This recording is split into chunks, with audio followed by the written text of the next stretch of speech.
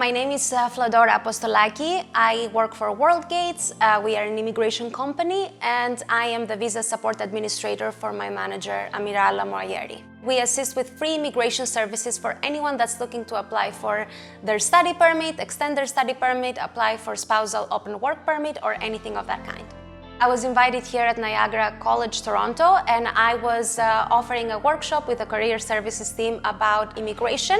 This covered a lot of topics, starting from the employment market now, what students can do in terms of receiving their study permit, or extending their study permit for the students that are already in Canada.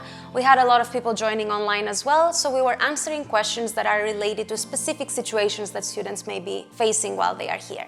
Having been an international student myself, obviously I do understand that it's really hard, navigating what are the regulations, especially since IRCC comes regularly with new rules and new updates and new programs that they are launching. So it's very hard to kind of have a clear understanding of where do you fall under and how do you transition from being a student or a postgraduate work permit worker into having your PR. So I can understand the struggle and relate to that. And so I just want to put it out there that you're not alone, and that there is obviously hope, and eventually most students that attend school in Canada are likely to become permanent residents. And of course you've invested so many years of your life in Canada studying and working, so obviously there has to be a reward in terms of that. One thing that I would like to put out there is that our company is constantly looking to expand, so it's important to attend workshops like this, not only with us, but in general the workshops that career services are hosting. This gives great opportunities to people to get to know other people, and also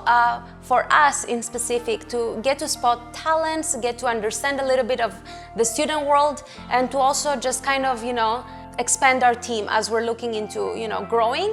And so this is a great way for us to meet new people and get to know them.